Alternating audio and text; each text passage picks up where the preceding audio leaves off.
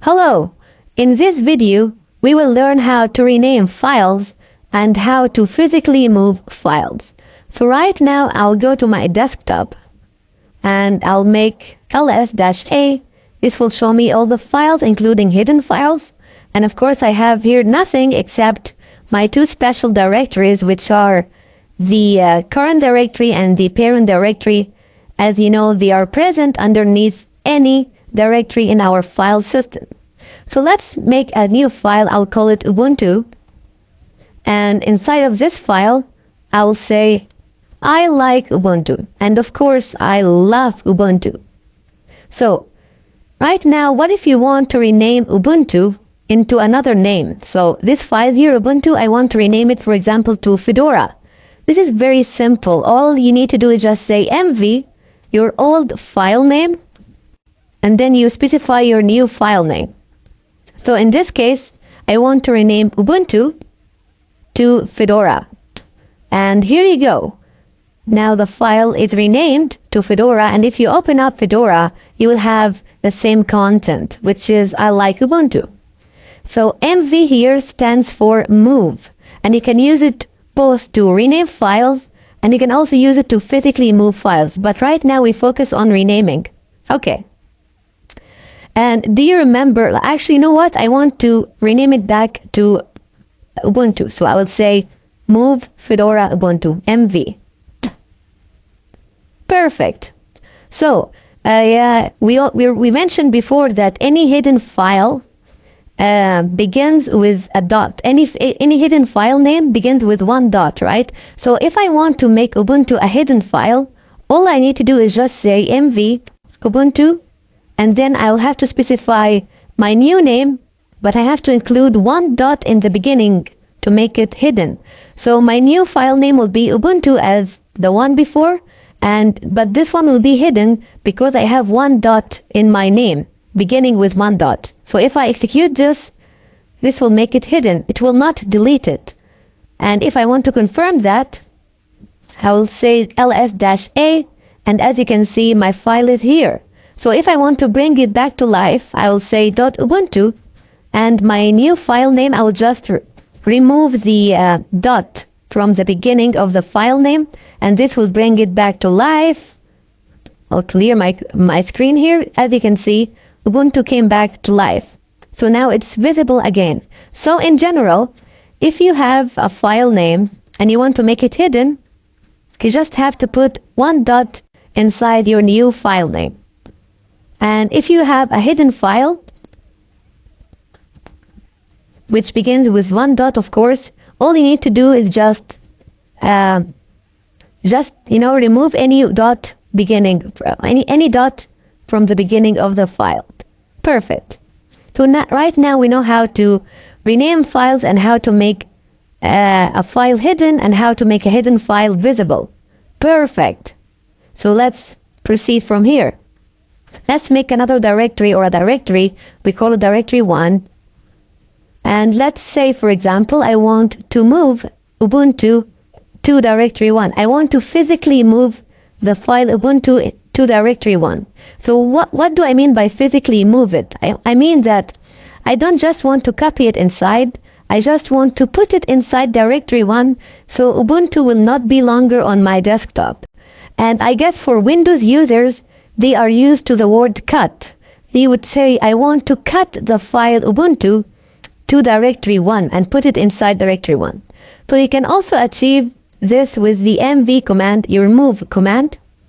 And in general, if you have more than one file, like file 1, file 2, file 3, you have many files as you want, and then you have to move them into a destination folder. So this is how you can move files. So in this case, I have Ubuntu, and I want to move it inside of directory 1. This will do the trick. So if I open now directory 1, I have my file Ubuntu, and of course Ubuntu is no longer exist in my desktop. Perfect. And let's do this one more time with more than one file. So I have file 1, file 2, file 3, and I want to move all these 3 files to directory 1. So I will say mv file 1, file 2, and file 3 and put them inside directory 1. Oh, no such file or directory. Yeah, of course, because there is no file here. I have to say file 1. So this actually moved file 2 and file 3, but it did not move file 1 because I made a typo error here. I did not say file 1, I just say file. So if I just say file 1, directory 1, this will do it. Okay, perfect. So now inside of my directory 1, I have all these 3 files. Awesome. And let's make another thing here. So let's make F1, F2, F3. And here I'll show you one thing. If you want to move these 3 files, F1, F2, F3, to directory 10, this will tell you an error here. I cannot move these files into directory 10 because directory 10 does not exist. So if you specify a directory which does not exist, this thing of course will not work. So this is just, I'll show you that you have to specify a target or a destination directory which exists already.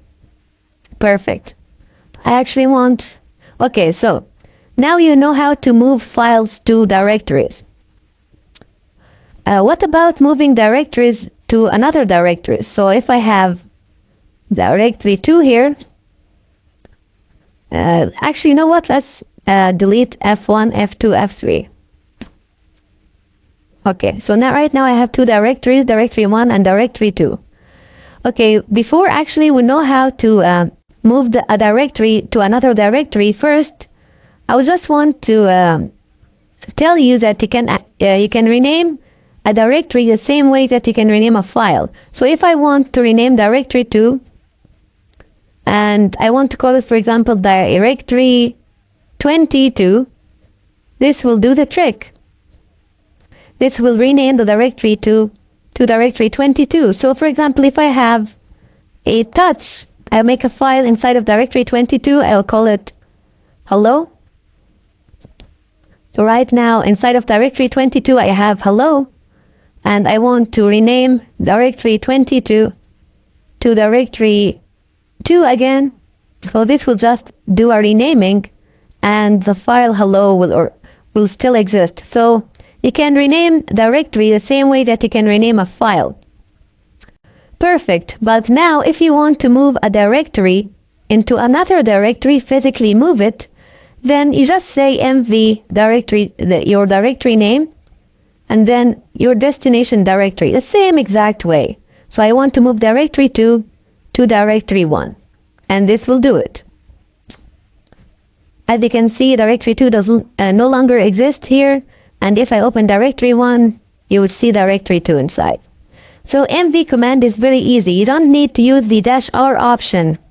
You don't need to use the -r option that we used with the rm command and with the cp command, which makes life easier when you use the mv command. You have fewer options. Okay. Perfect.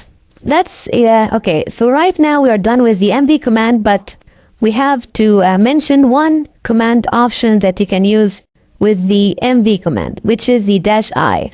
And -i is the same like the cp command, is the interactive, which is also the same as the rm command. So if you have a file 1 here, so touch file 1 on my desktop, and of course, as you may remember, I have another file 1 here in my directory 1, and both of these files are empty. File 1 here is empty and file 1 here is empty. So let's say here I will say I like Ubuntu, and I want to overwrite file 1 on my desktop to file 1 on my directory 1. I want to overwrite. So all I need to do is just say mv file 1 and then move it to directory 1. So if I used the -i option, as you may have remembered from the cp command, it will ask for your confirmation. Do you want to overwrite the file? I would say yes. And this will move the file, though. It will not copy it because we are dealing here with the mv command. So it moved the file 1 from desktop, and it overwrites the file which is in my directory 1, and of course you would see the line I like Ubuntu. If you did not use the -i option, it will not ask for your confirmation message when overwriting. This is the only difference. So -i will display a confirmation, like it will ask for confirmation, but without specifying the -i, it will overwrite without your permission or without your confirmation. So that's it for this video. So let's do a very quick summary. If you want to rename a file, so if you want to rename file 1 to file 2, you'll just say file 1, file 2. If you want to rename directory 1 into directory 2, you'll just say directory 1, directory 2. Of course, I assume here that directory 2 does not exist, because if it existed, this will move directory 1 inside of directory 2. That's like, just to be aware of that, right? If you want to make file 1 hidden, you will just say file 1 dot file 1. If you want to make dot file 1 visible, you will say dot file 1 file 1. And so on, you know. So that's it for the mv command. I hope you enjoyed it. And now you know many things. You know how to remove files, you know how to copy files, how to move and rename, you know, all bunch of stuff. So right now we learned enough commands that you are kinda comfortable to work with the command line. And from the next videos, you will learn much more, and one day you will be a command line master. Until then, I'll see you. Ciao!